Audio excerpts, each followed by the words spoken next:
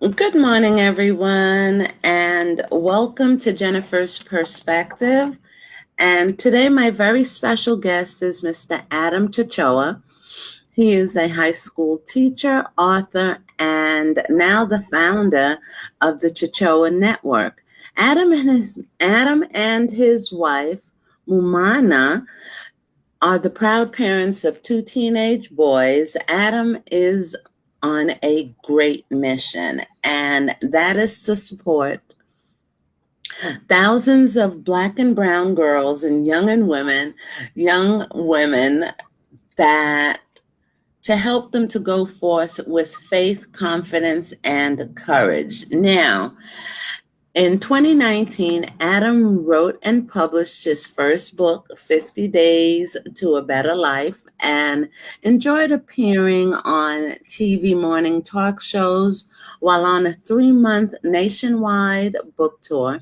And now he inspires by a beautiful dream. He has a vision to dream, and that is to build 14 dance studios in 14 major American cities in order to provide low cost, affordable, free dance classes and dance team experiences, competitions for Black and brown girls and boys, and those dance studios will be built in our communities of color.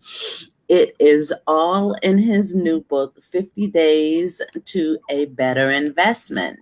Say good morning. Good morning. So good to be here. Thanks for having me. You're welcome, Adam. Thank you so very much. Thank you for joining us. Now, can you just give us a little backstory about who you are and why this mission? Yes, sure. Great. So, 15 years public school teacher. So that's my day job. But for the last couple of years, nights and weekends, I've been working on this dream. I started writing the second book in 2015, just a couple months after Mike Brown fatally shot and killed in Ferguson, Missouri.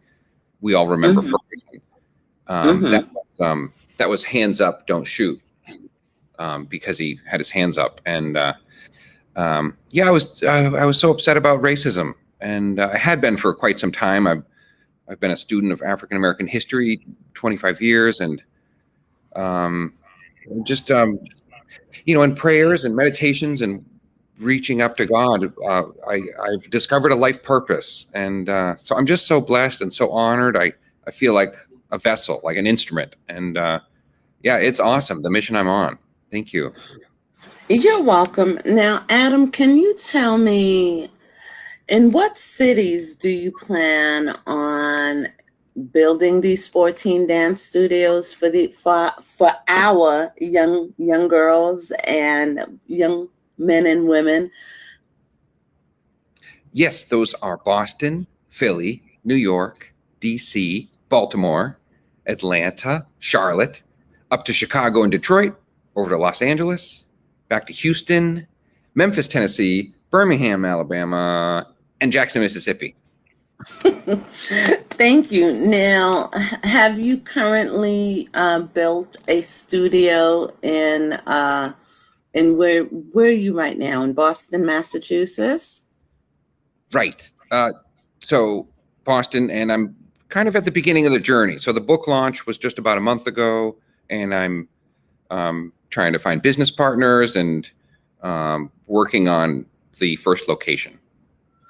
Now, the first location. So you're also working on funding. Right. Yes, I've never run a business before, so this is a big ask to the universe. It's uh, Mhm. it's quite a big vision, and Good morning, Shannon. Shannon says that you're an instrument of purpose outward and that your love choice of expression is your mission. Now, uh, let's see tell us what it is that you need to help get this foundation and these dance studios established? Right. So I'm currently doing a book tour to publicize the mission and the vision, and Hmm. so people can buy my book on Amazon or on BarnesandNoble.com. Hmm. It's at all major booksellers. Also at my website, ChioccaNetwork.com. And yes, so I am, also learning about VCs and venture capitalists and how do companies get funding. And so I have a lot to learn, but I believe that with God, all things are possible. So the funding is on its way, and I am also reaching out. I do a lot of networking over Instagram and Clubhouse and meeting new friends all the time and trying to do a lot of networking because I feel like, eventually I'm going to get the right connections. I'm going to be on the phone with Will Smith and Jada Pinkett Smith. Yes, this happen. It's going to happen. Can I ask you a question? Have you applied to the federal government for nonprofit aid? No, I haven't. In fact, I don't envision it as a nonprofit. I do have this grand sort of business idea for it.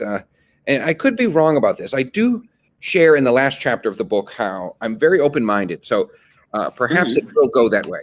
I'm in Boston. So let's imagine that in a few months, with my networking with political contacts here in Boston, let's imagine the mayor of Boston or the governor of Massachusetts wants to give me $3 million for a dance studio. Great. I'm not an idiot. I'm not going to say no to that. So that is a possibility. It might end up being like a nonprofit or quasi-governmental foundation. But the vision, if that money doesn't show up, I have this sort of a big plan for how it can be a business, profitable, that we can, so as to build the dance studio number 2, 3, 4, up to 14. So, right. I have at this point, but it's, I guess I will share that, of course, some nonprofits do very well, but I feel like in general, what I've read and learned about nonprofits is for many, there's that unfortunate cycle of like, okay, we raised the 3 million we needed for this year. Great. Now we have to start fundraising for next year. And so it's like this constant cycle of, asking for donations and just to survive. And I thought, man, I don't know, is there a better way? Can I build it so that it's a profitable business so that we can stay afloat and I don't have to sort of beg for money every year? So that's what I'm thinking. Now, so this dance studio the dance studios that you would like to make it, I guess, a chain of studios throughout North America. Basically, it'll be affordable. So do you need instructors? You need instructors. You need location. You need property.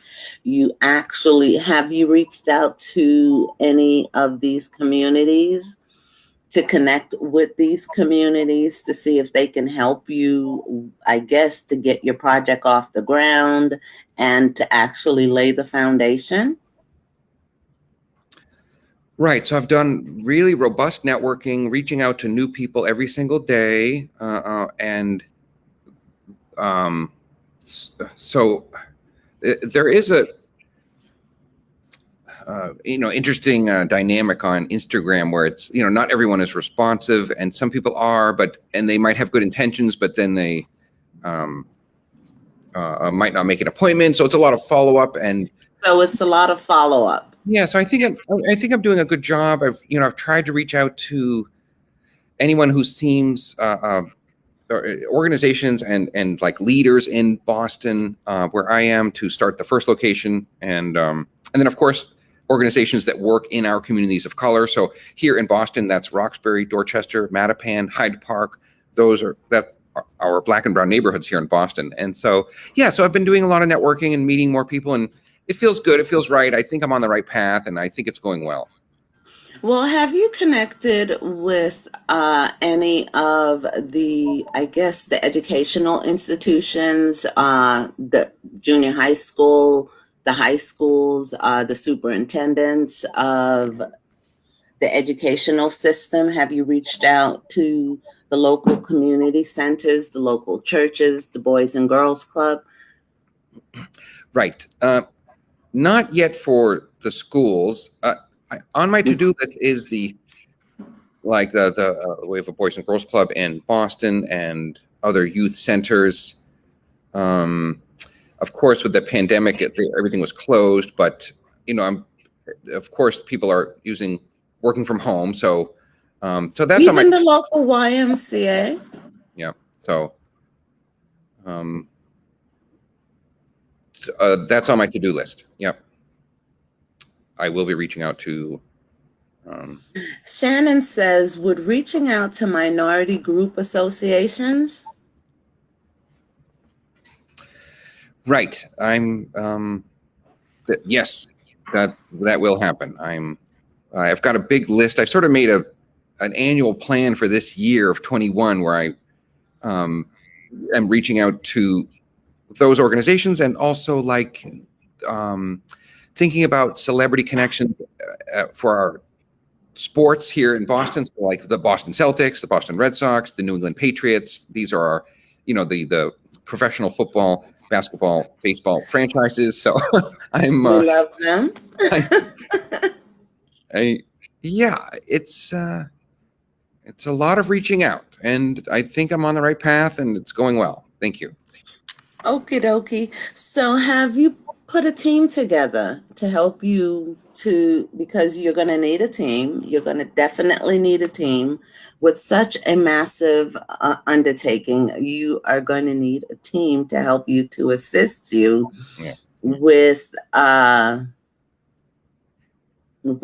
guess, with the gatekeepers and the appointments and the networking. So how, with the book tour, do you have a copy of the book with you?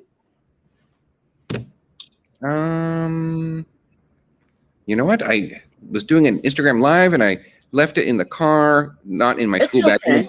No, don't have one with me. It's okay. So now, when do you plan on starting the project? Right. So I was hoping that, if COVID is done this summer and people can go out, I have this plan where I'm performing with my band in Boston, and it was like a plan to go Instagram Live and Facebook Live, and we have our regular gig in Boston. So trying to build like a fan base, which is the sort of the media side of it. I have this idea for building a media company that can be very profitable to help fund the dance studios. So it's kind of like that idea with, if you know Paul Newman, Newman's Own, he has the pizza, the salad dressing, the lemonade, and his face is on the cover. And on the pizza box, it says 100% of profits go to charity. And so I realized this is a social venture. And so I've got this grand vision for building a media empire. Like, how do I build the next Netflix, BET, Tyler Perry Studios, Paramount, and make millions so that we can provide low-cost, affordable hip-hop dance classes for the dancers in our programs. So there is this, side journey, which I don't think I don't know. I can't remember if I told you all about this yet. My past in Broadway, New York City, wanting to be Johnny Carson. How do I manifest this? Okay, fine. How do I build the next Netflix, BET, Paramount? So it's like a Paul Newman's Own pizza thing, where it's like, okay, great, let's make a lot of money, and then it all goes to the girls. It all goes to the dance studio. Well, here's another question. Have you tried to reach out to the community? Because I think that would be the first place for you to start, would be within your own community. Yes. So I've reached out to a lot of people in Boston, and of course, the Black and Brown community here in Boston. And so Well, you Um, can also try the white community as well, because I think we all need each other. yes. we'll we all need each other. I was walking in the park near my house, and there's a statue of Dr. Martin Luther King, and on the pavement, it's at what, FDU, Fairleigh Dickinson University, and you should see the names on the pavement of all the people that actually donated to the park and helped, with the fundraising. So not only for the statue, but to build the park itself. And I think that that would be the first place for you to start, is within your own community, within the high schools, and speak to the moms and get the moms on your side. And I think that would be, because once you get the moms, and you get the moms to work together as a unit to help you with your vision. And I think you should reach out to them, and within your own school system, you can start there. I love it. Good thinking.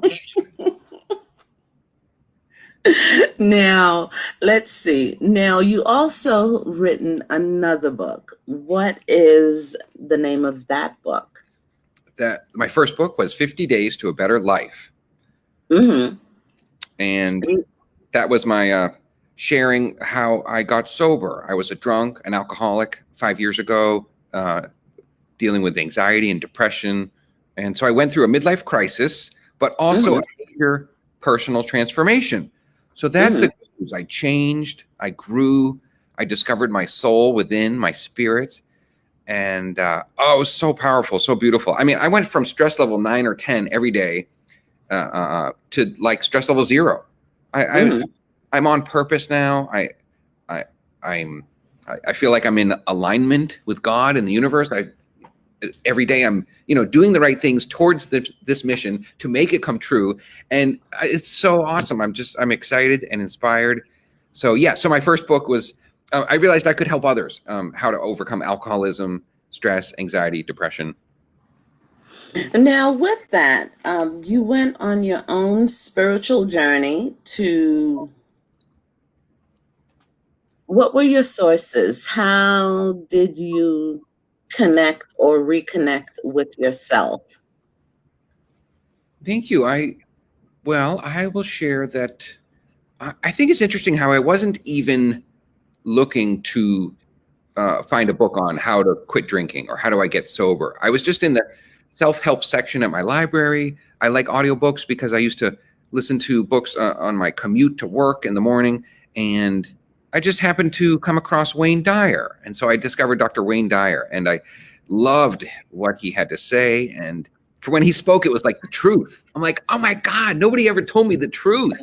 Like, wow, blew my mind and blew my world. So I discovered some secrets to the universe and learned some valuable life lessons and learned about my own psychology too. So that was important, just to really get better at my thinking, like for example, like standing at the gates of your mind, not allowing people just to dump in whatever they want, but being in charge of my own thinking and realizing that I could have control over my thoughts and feelings.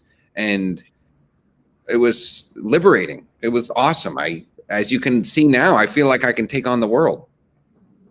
Oh my gosh. Well, listen, now that your head is clear and you're sober, now you've been clean for how long, or sober for how many years? Oh, not even that long. That was 2019, the first day. So 2018, end of 2018 is when I got sober. So yeah, just a few years ago, 3 years ago. Awesome, awesome, awesome. So now you are on a mission to help the Black and brown girls within your community and within our country. So let's see.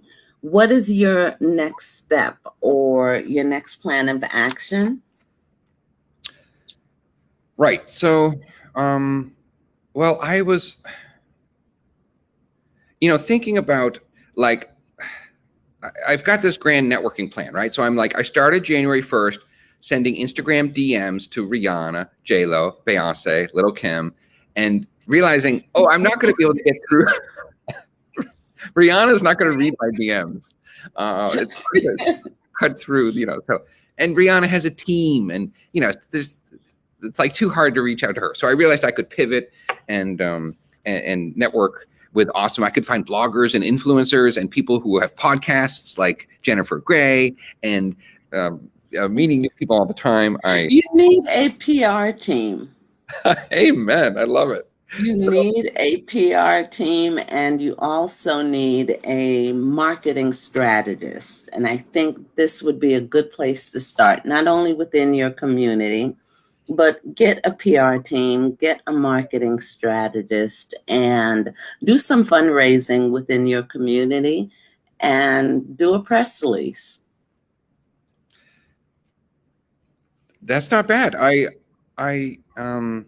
I was going to say that you said, what are the next steps? So I was, to answer your question, I'll say that, I've read a lot of books on entrepreneurship, and, opening up your own dance studio, there is overhead, right? So it's like, okay, paying for the heating bill in the winter and AC in the summer and running water in the bathrooms, and the lights have to be on, and I have to hire instructors, 4 or 5 dance instructors, and I need a receptionist at the front desk. And yeah, so it's like, I was thinking, how can I, if J-Lo doesn't show up with a check for $4 million this summer, okay, how do I make this happen anyways? And so I thought about, I've got this plan for like doing an event like at a popular Boston City Square, where I get a city permit and I rent out a city square in which it's like an outdoor, like free dance classes for kids in the neighborhood on one day, and it's several hours.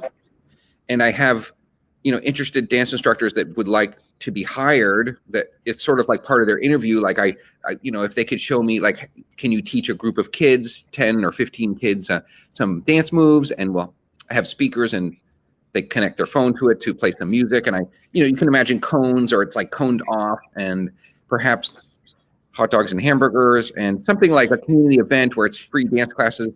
If you can imagine a beautiful summer day in July or August. Can I ask you a question? Are you registered with the Chamber of Commerce within your city?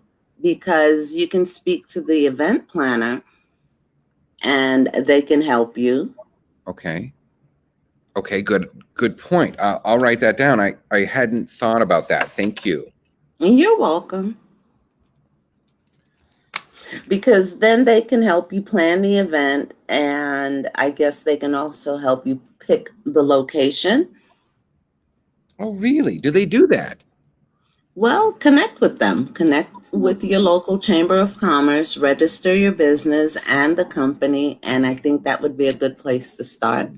That's a good point. That's great. I don't even know what the Chamber of Commerce does. I thought they just sort of like take. They do a lot.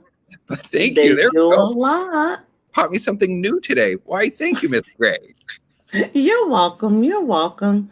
Well, let's see. I think we have, another 3 minutes. So, what other ideas do you have? Well, I do love to share the sort of like how I came to these ideas, or where the idea came from. If I could share that, you can share that. So I was coaching my boys in sports. My wife, as you know, is from West Africa, and so we have 2 boys who are biracial. And so I was coaching them in soccer for years, and we are in the suburbs, half an hour north of Boston. So when we would play soccer teams around here, we would play against teams with like a lot of little white boys.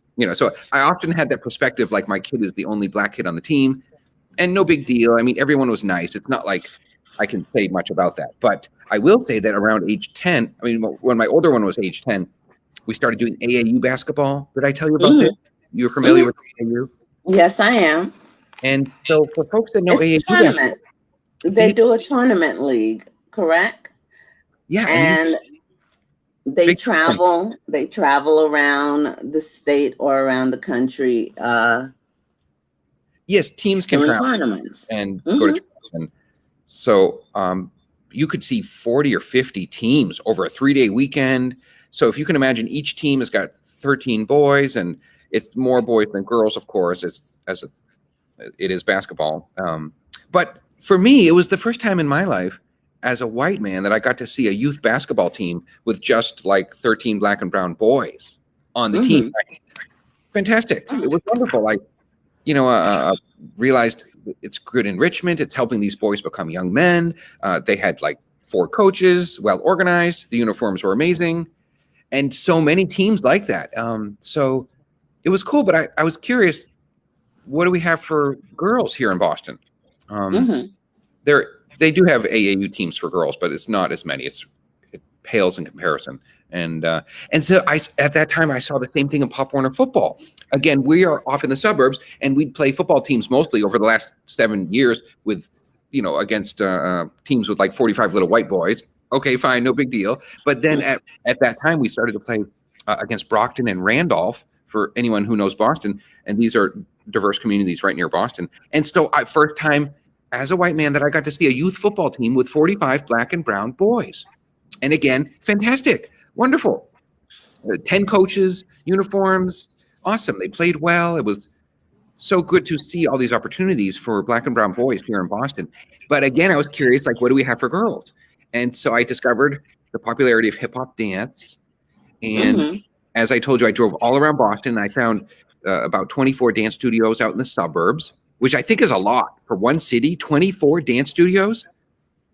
But it's out in the suburbs, right? So I'd walk in, and it was like 100 little white girls doing ballet in the suburbs. And so, fine, it's a dance studio, it's in operation. And then I thought, do we have these dance studios for our black and brown girls here in Boston? And so I drove all around Boston, and I found 5 or 6 that had shut down, went out of business. So they used to be there. Wow. With a smartphone, you can just put like Dance Studio Boston, and you could just drive to whatever location, right? But Google doesn't always have the most up-to-date information. So Google didn't know that these 5 or 6 dance studios had shut down. And so this was like, real life research. I was just blown away. I did find 2. Can I ask you a question, Adam? The dance studios that had shut down, was it in the minority neighborhood? Yes, right. And so that's where the idea was born. It was like, okay, I need to do this. I need to build a dance studio. We have all these opportunities for boys, but not as many opportunities for girls. Rather than sort of work towards like a basketball program or something, I realized it was kind of like, why fight the culture? Like, okay, most parents of moms encourage cheer, gymnastics, and dance. So, okay, fine, I'll work with them. So, wow. and of course on reality TV, it's a big deal. Maybe, Miss Diana Williams has the Dancing Dolls, a big brand in the South. And there are some really successful dance studios in the South, but not seeing any here in Boston. It was like, okay, I need to do this. I can build this. Now, have you thought of a GoFundMe page? Probably. That's also a good place to start as well. Yes, I have been thinking about that and trying to learn more about how to do that. Like, it's, here's a question I don't know. Is it only for nonprofits, or can like an LLC, a new business, run that? It's a GoFundMe. And I think with GoFundMe, I think they have a business page, and they also have like for personal causes. So I think you can also look into that as well. Yes, I will be doing that. Again, I felt like I was just at the beginning of this. So I kind of got going, of course, just with the book launch in March, like 6 weeks ago. And so, but yes, I thought, when is the right time for that? So it's on the to-do list. Thank you. Okay.